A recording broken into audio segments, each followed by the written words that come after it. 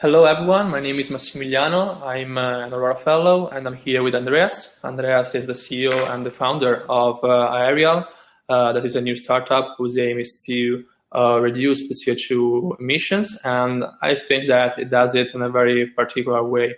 So to begin with, I would like to ask you, Andreas, to introduce yourself. If you can tell us who you are, what are you working on, it will be very, very appreciated. Great. Yeah. Thank you, Massimiliano. Really great to meet you. I'm based in San Francisco. I've been in the software business for about 10 years now. Done a couple different startups. One was called Path, private social network, and then a Comply mobile email startup that was acquired by Microsoft. And I spent time, across a wide range of companies, and really wanted to use what I had learned over at those companies to building something new and refreshing in the climate action sustainability category. Yeah. And so I founded Aerial with my co-founders Ari Sawyers and Abby Amir. And Ari and I worked together at Microsoft. He was part of the Sunrise Calendar team. It was a startup based in New York, and it was acquired by Microsoft as well. So he was a designer there, and we met and worked closely together at Microsoft. And then Ebby, I've known for a really long time. He was an engineer at Apple, Google, and startups like Casper, Refinery 29. We teamed up to build Aerial, which is essentially a platform to... Yeah, I can explain as well what is it, because when I first read it, I was really impressed by the way in which you want to try to reduce the CO2 emissions. Because if I'm not wrong, you're trying to track the ecological footprint of the users of your application and make it easier to manage. So if you can try to explain us a little bit more about that. Yeah, so the spirit of the platform is to give a qualitative view of emissions across different sources. So things like transportation and travel, NFTs is another category that we cover in a second. Yeah. And really focus on giving people data and information and helping them make decisions that, can facilitate a more sustainable lifestyle. So our iOS product is focused on transportation and travel. I don't know if you had a chance to check it out, Massimiliano, but you can download it after the interview, if you want to play with it. But yeah, I can show you here. Of course, I can see it. It gives you an overview of all of your emissions by year and by emissions. Amazing. Yeah, so you can see 2019, 2020, 2021, and I can get all of my Ubers, my Lyfts, my flights. Wow. In a unified view. And the idea really is to give that not just the granular view of that activity, but the overall like pounds or kilograms of emissions. I have it set to pounds, but I'm sure you have it on kilograms. Right? Yeah, we use that. And so and I'll show you the footprint view. Yeah, I'm very curious. Like an overview month by month of your emissions, as well as like statistics. What percentile you fall into versus other people. Yeah, so this is our iOS product. And then the last thing I'll show you here is our Discover tab. So this is an area where you can learn about different sustainability, climate action categories around travel, transportation, things you can do at home to reduce your emissions, plastic pollution, just a range of different topics. And are you always be interested in environmental problems, or was there a particular moment in your life when you become more interested in it? I mean, was it a passion or what? Yeah, so I am from Southern California, and I grew up pretty close to the ocean, and particularly Laguna Beach. I don't know if you've heard of my town, but the sea levels have been rising there for quite a long time. And since since a very young age, like I've been told about the problems associated with climate change, just because it's like affects the community that I'm from very viscerally and like very, on a daily basis, like you can see the effect. So some of our favorite beaches have just like, diminished over time because of like, rising sea levels and erosion and things like that. And so in the back of my mind, I always... okay, that's very clear. Yeah, like what could I do at some point, use what I know to help make an impact here. And obviously what I know is software, and my team, we're very design and engineering focused, and we've built products that people love, millions and millions, hundreds of millions of people love. And so our thinking was, how can we build a platform that opens the door to more people? And, we're able to leverage our skills building great products, and open that door for people.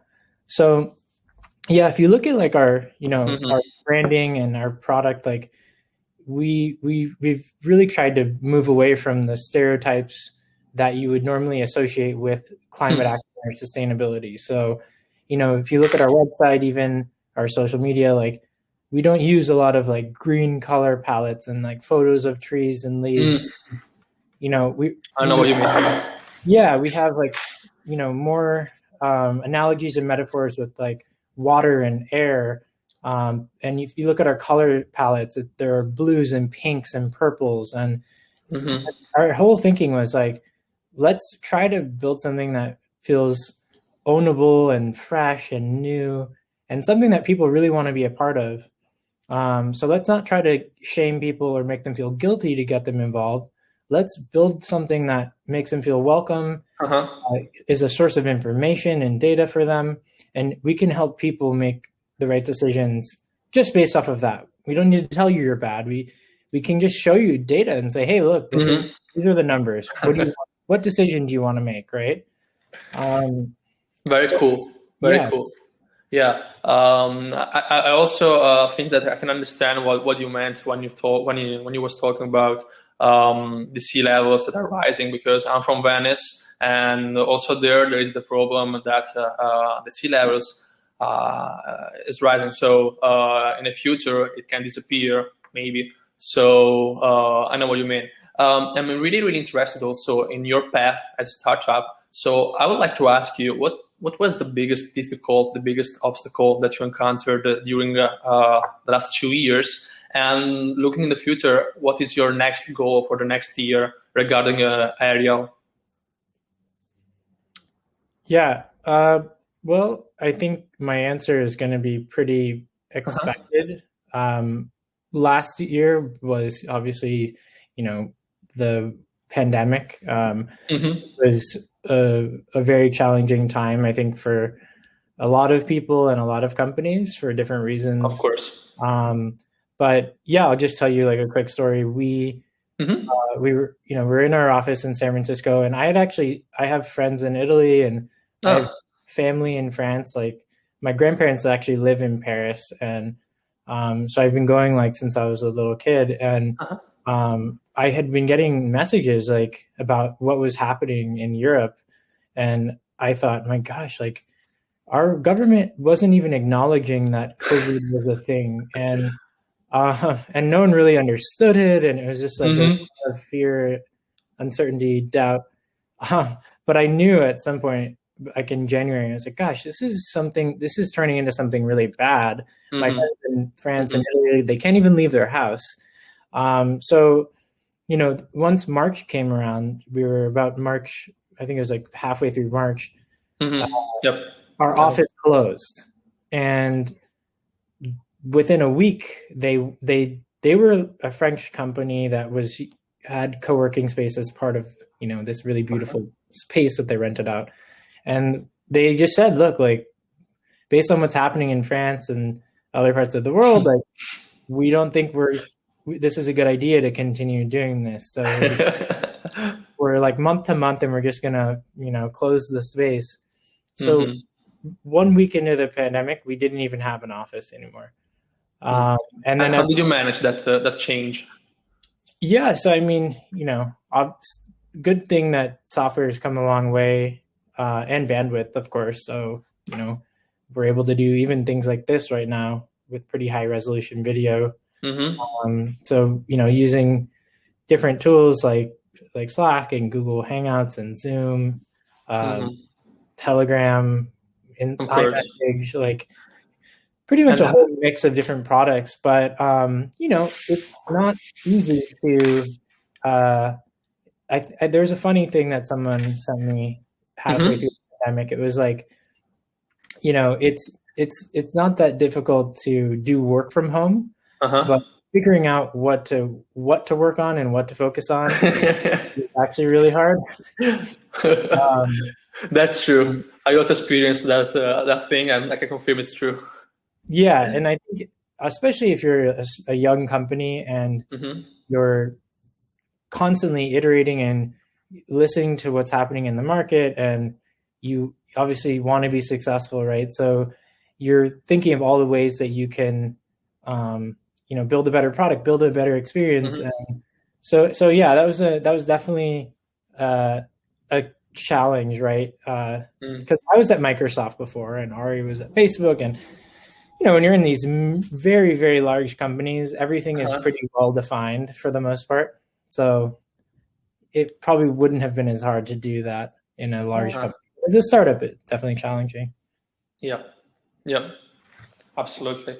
I would also like to ask you your point of view about the current situation regarding the actions that the various governments are taking to fight the climate emergency. So, for example, I don't know, here in Europe, there's the Next Gen, that is an economical recovery plan that will invest a lot of money in some, I would say, environmental protection plan or courses for different type of employees and similar. So I would like to ask you, what is your point of view about the global situation? Are we doing enough? Are we on a good path? There are too many things to do. I mean, what do you think about that? Yeah, well, I think, in general, that's just like a whole other conversation. There's so many facets and different aspects to it. But I think overall, we need to emit less.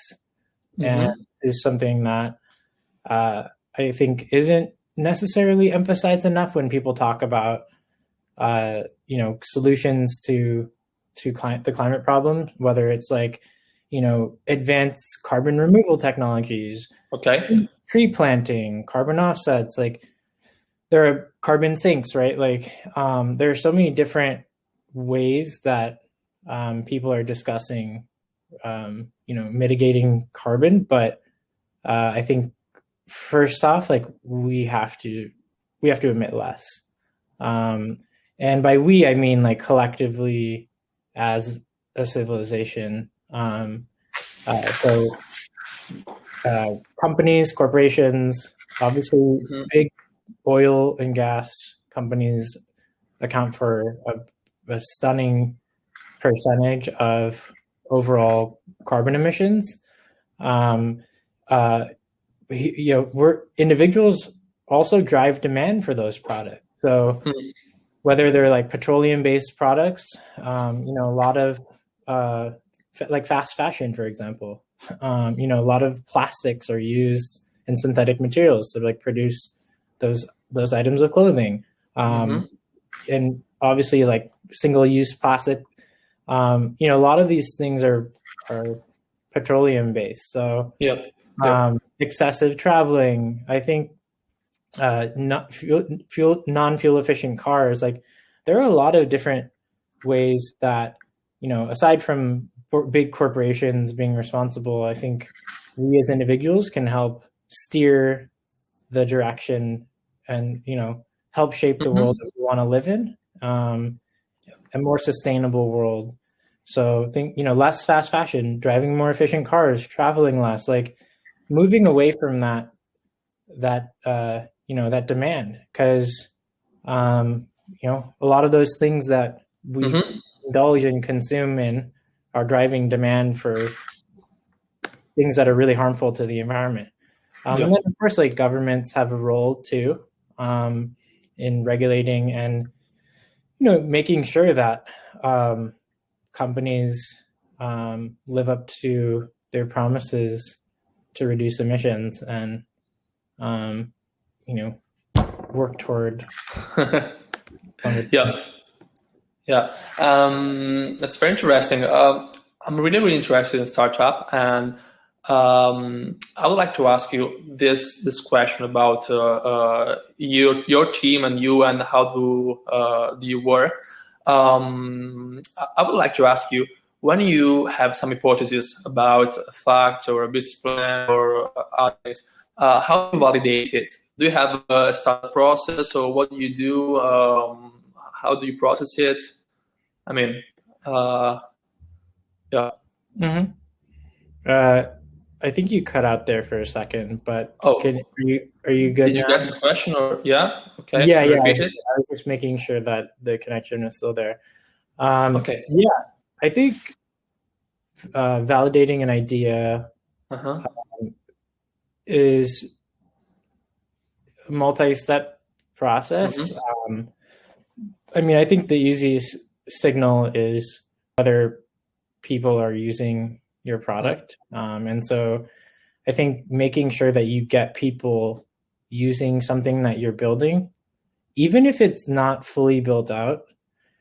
I've seen friends prototype products that aren't even coded, and show it to prospective customers, show it to people, or building like a really simple version of what they want to do eventually, and just collecting information. So I think like that's the first step, is just getting people familiar with what you're doing, seeing if there's demand there, seeing if people would be willing to pay for it if it's more, obviously more of a business type product. And then really getting the product out. If you have determined that there is, demand for what you want to build, you want to get it out in a reasonable amount of time, because I think what happens a lot is people will spend a couple of years building something and then they put it out and nobody cares. So it doesn't like this. This happens to really smart people who raise a lot of money, people who hire a lot of people, like finding like product market fit and finding that sweet spot of, building something that is great and that people want, I think can be done, and it takes iteration and it takes testing. And so I'd say, early validation, like as best as you can. And if you do actually start building the product, like don't wait, a year and a half, 2-3 years to actually get it in front of people, because it happens a lot. It can't be too much time consuming. Yeah, you don't. Well, especially like if you've raised money, for example, of course, really want to make use of that. And time is money. And if you go, a really long period of time without anyone really using the product except for your team, it can put you in a really hard position. If you put it out and people aren't using it, and you say you only have a certain amount of time left of runway, that of money to go, you're going to have to hope for a miracle, right, before you have to raise your next round of funding. So I think, really getting products out in first, like prototype form, asking a lot of questions, like prospective users, customers, who you think might be your target market. And Yeah. then when you do start building, like, just get something out. Don't wait forever, because you're never going to build the perfect product for the first time anyway. Like, it never happens. Every product that we use and love and that's become successful is like hundreds of iterations and different versions and edits and design changes. Like, it's never just like, a painting, or it's just painted once and put on a wall. Like, software is like this living organism that constantly is changing. And so I think, like, it's just really important to, like, get in that mindset of getting things out and just, like, moving and iterating and just trying to find that point where, like, you can start getting people using your product, getting people paying for it. And then from there, like, optimizing across the board with your marketing and your business development, and, hopefully scaling it. Yeah, of course. Yeah. Before you talked about your experience in Microsoft, and I've also seen that you have studied in an important American university, such as the University of Southern California. I'm really curious about how this type of experiences influenced your path as an entrepreneur. I mean, what did it give you? Were them so important? If you can come back in time, would you change something? Or mostly I'm really curious in particular in your university experience. Did it really help you with your entrepreneurial path, or maybe was it better to follow other path? Yeah, I think there's a lot of discussions about university and its value right now, and in the US, people have been discussing it pretty substantially.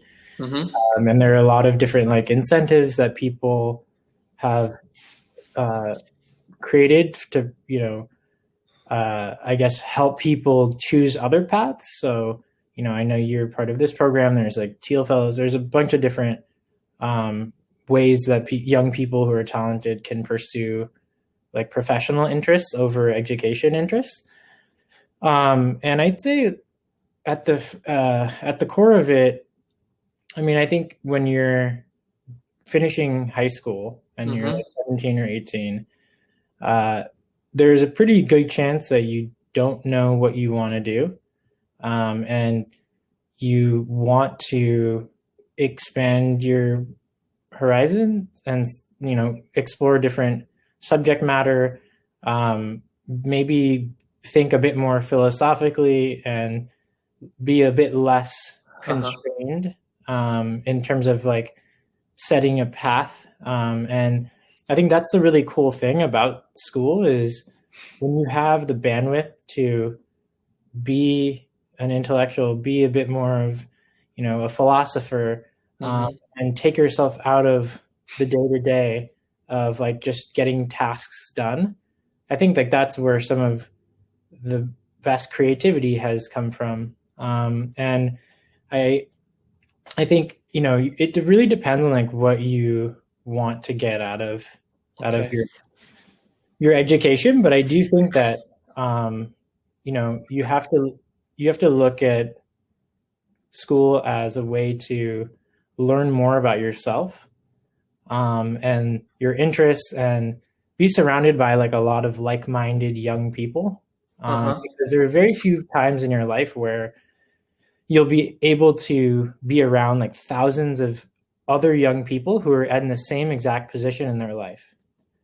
And I remember, my dad mentioned this to me when I started college. He said, really enjoy it and meet a lot of people and, experience a lot of things while you're here at, this great big university, because once you're in the workplace, once you're, if you're starting your own company, whatever you're doing next, like, you're not going to be able to recreate that environment. And so I think it is a unique experience. It's an opportunity to be creative. It's an opportunity to discover more about yourself. It's a social experiment in a way too, just putting that many young people in one place, right? But I do think it does come with like some, caveats. There's obviously like a very high cost to a lot of universities. So, if you can, in the US, for example, get scholarships, or if you are paying for your school, try to go to a really good one, right? There are a lot of schools that don't offer, as much opportunity, like academically and career-wise, like from, just the chances of, getting a really great job out of school from schools is just lower, right? Because that's right. It's just the way it is, right? So I think if you can, obviously, like, try to go to the best school that you can. I know that's like pretty intuitive advice, but like, you have to pay for it. Gosh, like, make sure it's a great school, because it's worth, it's worth. So yeah, I think looking at it from the perspective of like being creative, learning more about yourself, opening that creative bandwidth. I think it can be a really unique experience. And then I'd say the last thing would be studying something that can be useful is obviously very, hopefully. It really depends. Like, there are amazingly successful people who studied English literature or philosophy or creative writing. Like, it just depends, right? Those people can be incredibly creative and come up with amazing ideas. There are other people who study computer science or engineering, or any other sort of, I guess, more science-oriented field of study. And so yeah, I think overall it definitely helped me explore a little bit more about what I was interested in, gave me a bit of time to figure that out, learn more about myself, and meet a lot of different people, and a lot of people who I've kept in touch with, several who are in tech, which has been cool.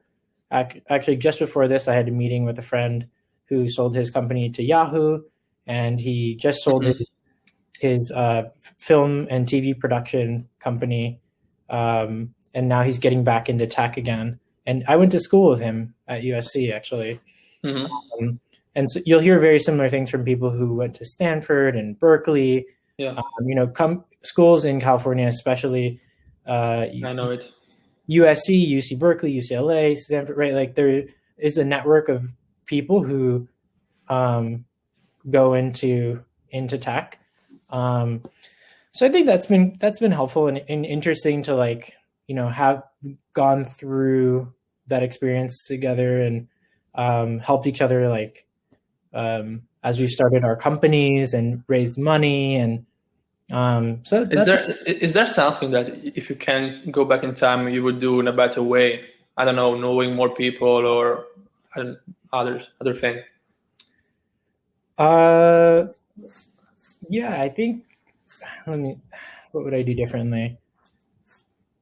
If there's something, I don't know, maybe you don't have any regrets. I think I would have majored in engineering.